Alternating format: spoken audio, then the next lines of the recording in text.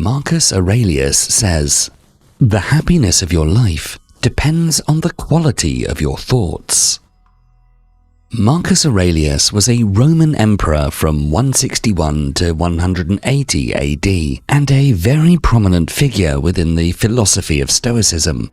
At its core, Stoicism teaches us to distinguish between what we can and cannot control, and encourages us to focus on what we can control, which is mainly our thoughts and actions, and accept what we cannot.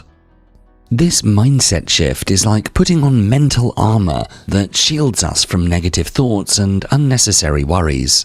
By directing our attention to our thoughts and actions, Stoicism empowers us to actively shape our responses to life's challenges. It encourages us to find solutions and opportunities for growth instead of getting overwhelmed by things beyond our control. Through Stoicism, we learn to view difficulties with a constructive mindset, turning adversity into a chance to learn, adapt, and emerge stronger. During his rule, Aurelius found the time to construct a series of autobiographical writings, now known as the Meditations. These meditations have become some of the most important texts within Stoic philosophy.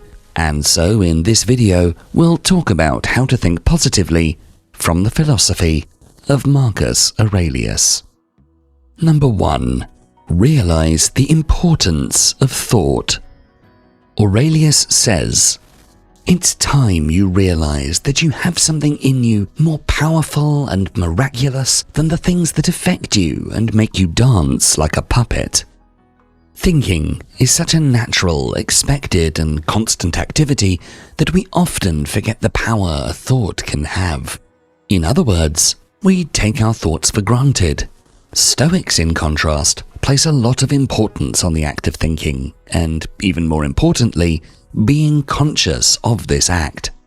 According to Mr. Aurelius, your thoughts determine your life. Thoughts can paralyze and thoughts can inspire one to take action. Take, for example, fearful thoughts. Some people can get hung up on everything that could go wrong. This has an effect on their body. An increase in adrenaline, shaking, nervous breathing, as well as their actions. Most likely, these kinds of thoughts and bodily feelings encourage someone to refrain from taking action. But now think of motivating thoughts. Of someone who thinks of everything they could achieve if they take a certain action, who thinks of all that they have achieved in the past and of all their capabilities and possibilities. This person might not only take action, but also be motivated to work very hard on the actions they plan to take. These are two extremes with the very same basis: a thought.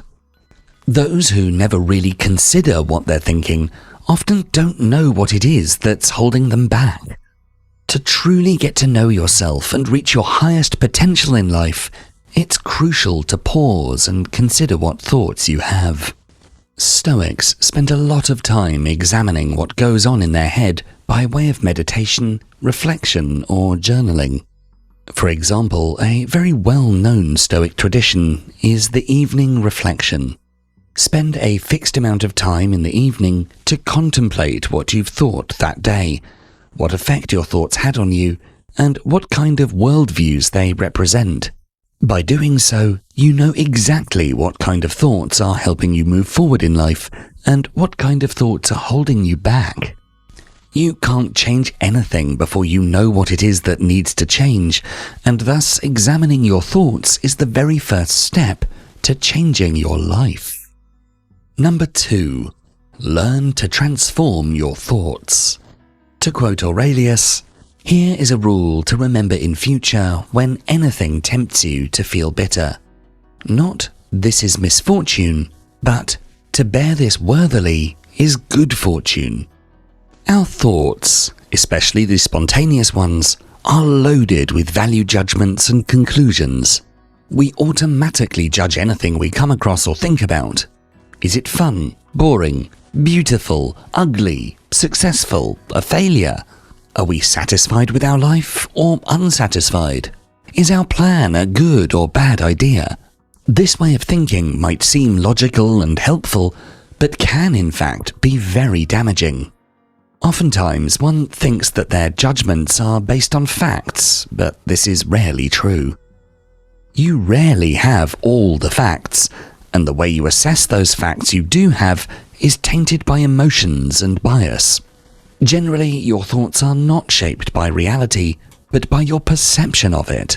And if you change your perception, and consequently your thoughts, you can truly change your life.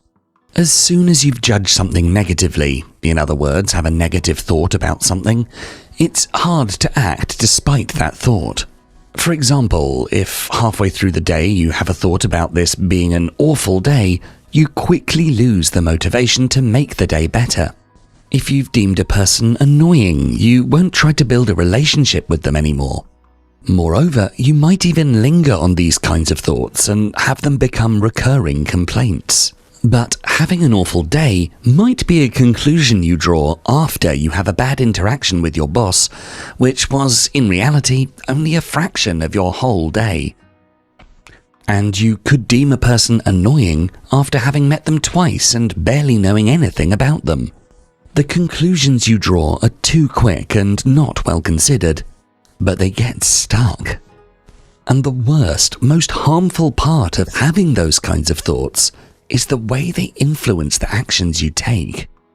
Not only do they prevent you from taking positive action, they can also cause you to take negative action, such as complaining. Most people who complain go too far with it. They spend so much of their valuable energy on complaining that there's even less energy left to take positive action. Other examples of negative actions are actively avoiding people or situations. To stop sabotaging yourself in this way, you need to learn how to transform your thoughts. You might not be able to stop thinking negatively. After a talking to from your boss, "This is an awful day," is a thought that could just pop up in your head spontaneously. But you can undo this negative judgment. Frequent complainers have a habit of accepting a thought as true immediately after having it, and then engaging with its negativity even more as a result. But those with a positive mindset, those who take positive action, have cultivated a habit of challenging their thoughts.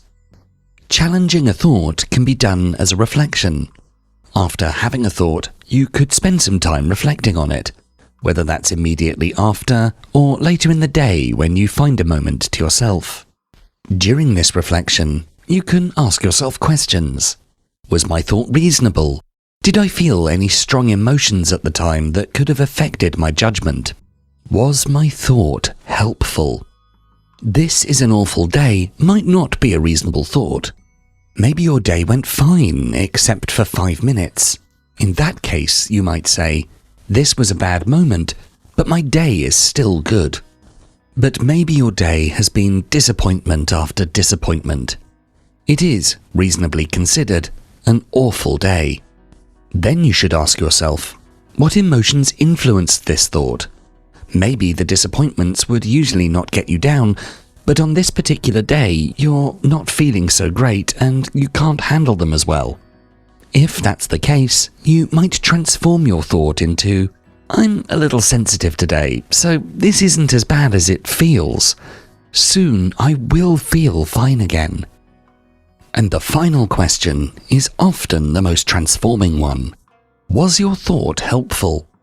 Even if it is true that your day was reasonably, objectively bad, this is not a useful judgment. It's a paralyzing one. So what would be a useful thought instead? I now have an opportunity to make this day or the next day better. Or, how can I prevent these things from happening again? Or what can I learn from these negative circumstances?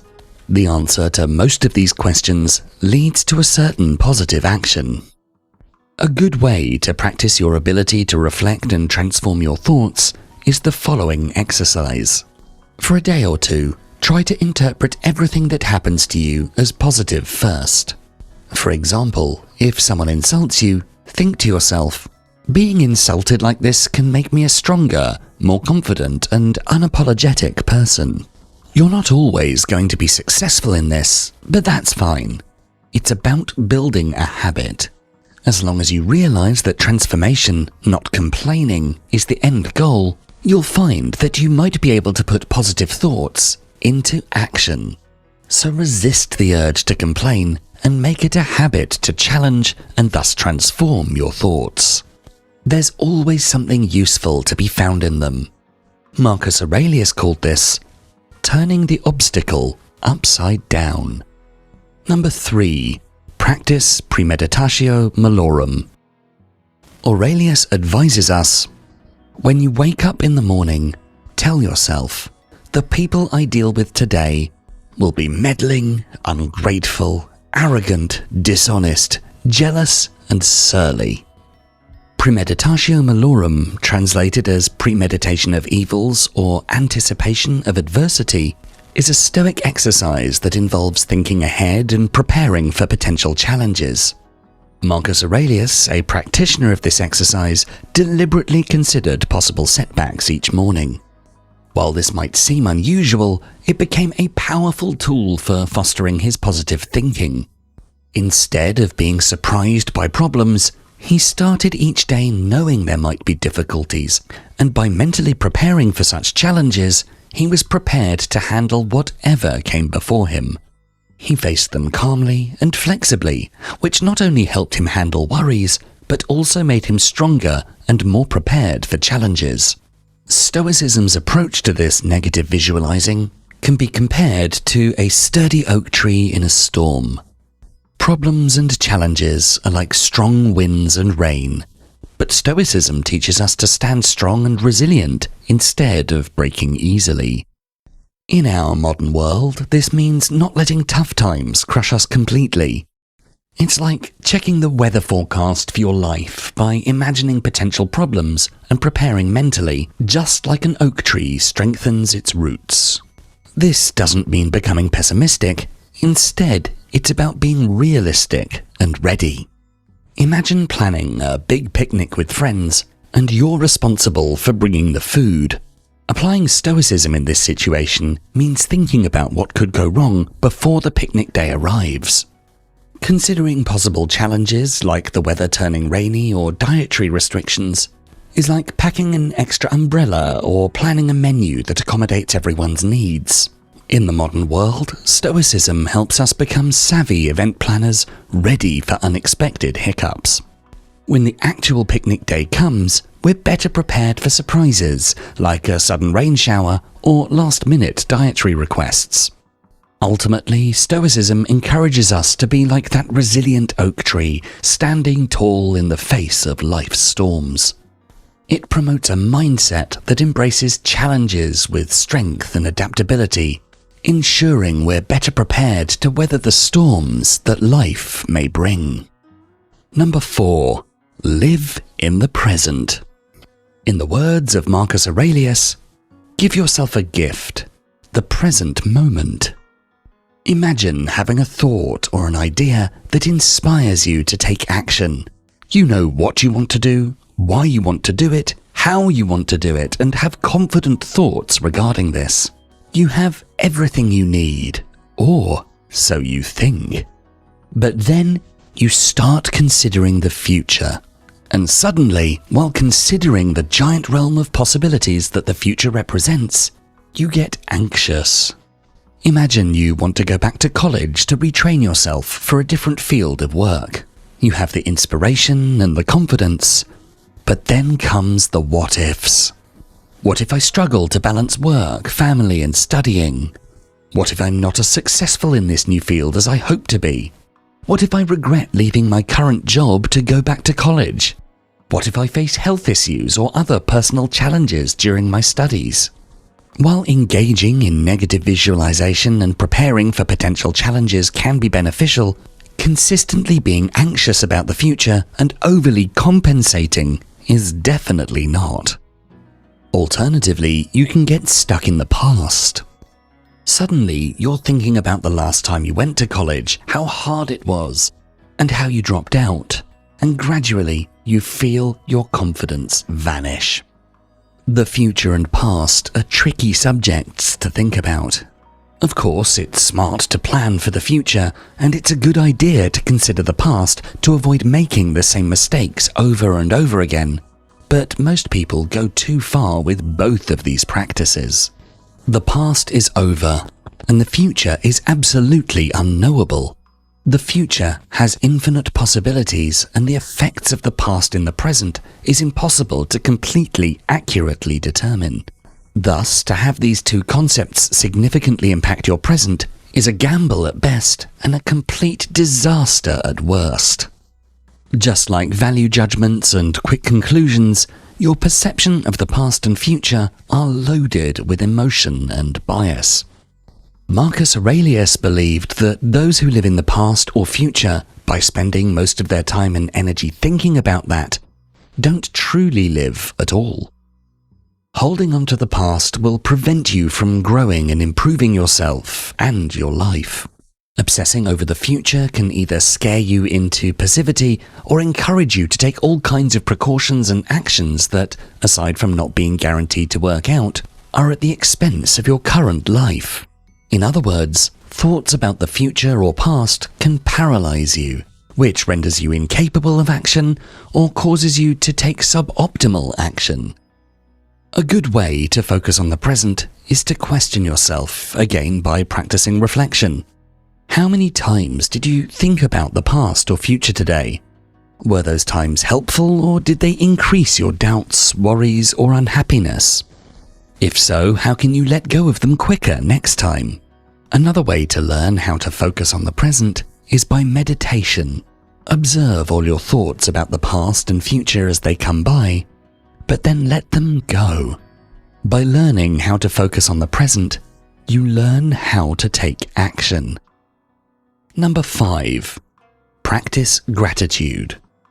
In our final quote from Marcus Aurelius for this video, he says, "When you arise in the morning, think of what a precious privilege it is to be alive, to breathe, to think, to enjoy, to love." Even though Aurelius spent a lot of time dealing with battles and leading the Roman Empire, he really appreciated the simple fact of being alive. He found comfort in realizing how special each new day was. For him, each day is a gift not to be taken lightly. Waking up each morning felt like getting another opportunity, a continuation of life's journey, and a chance to face the challenges of the day. The emperor's appreciation for the morning was not merely a superficial acknowledgement of the rising sun, but a profound recognition of the resilience of life itself. It reflected his Stoic philosophy, emphasizing the acceptance of the present moment and an understanding that life unfolds in accordance with nature. Cultivating gratitude offers a powerful tool to reshape our thinking. By consciously practicing gratitude, we redirect our attention from what we lack to appreciating the abundance in our lives. This transformation goes beyond mere thankfulness. It deepens our awareness of the positive aspects within our daily experiences. For instance, when navigating a challenging work situation, deliberately expressing gratitude for the chance to learn and grow from the difficulty can change our perspective. When things don't go well, being thankful for what you've learned instead of focusing on mistakes can make you feel stronger and more positive. This practice urges us to recognize the fleeting nature of external events and find contentment in the present moment. A simple yet impactful practice is embracing the present moment and accepting it without unnecessary resistance. This involves acknowledging reality as it is, rather than how we wish it to be. Think of it like this. Imagine you have a plan, like doing well at school or work, but things don't always go exactly as you want. Instead of getting upset or frustrated when things don't go your way, Stoicism says it's better to accept what's happening right now, even if it's not what you expected. This doesn't mean you give up on your goals, but you stop wasting energy being mad about the things you can't change. The Stoic idea is to not just accept the present, but to actually like it and be okay with it. They call this amor fati, or loving your fate. So if you have a tough day at work or school, instead of wishing it was different, Stoicism suggests embracing it, finding something good in it, and using your energy to handle challenges in a positive way. This way you can be more content and calm, focusing on what you can control and not letting things you can't bother you too much. Another simple yet impactful practice is keeping a gratitude journal. Each day, take a few moments to reflect on and write down 3 things you're grateful for. These can range from significant achievements to small everyday pleasures. By consistently engaging in this practice, you develop a habit of actively seeking and recognizing positive aspects in your life, focusing on the present and appreciating what you have. Another daily gratitude practice is expressing appreciation to others. Take the time to communicate your gratitude to friends, family, or colleagues. This not only strengthens your relationships, but also reinforces your ability to recognize the interconnectedness of individuals and the contributions they make to your life. Stoicism, with its emphasis on virtue and wisdom, aligns with the idea that genuine gratitude involves recognizing the interconnectedness of one's experiences and the contributions of others. So, by being grateful, you not only change how you think, but also see life as a shared journey where everyone contributes something valuable. If you enjoyed this video, please make sure to check out our full Philosophies for Life playlist. And for more videos to help you find success and happiness using beautiful philosophical wisdom, don't forget to subscribe. Thanks so much for watching.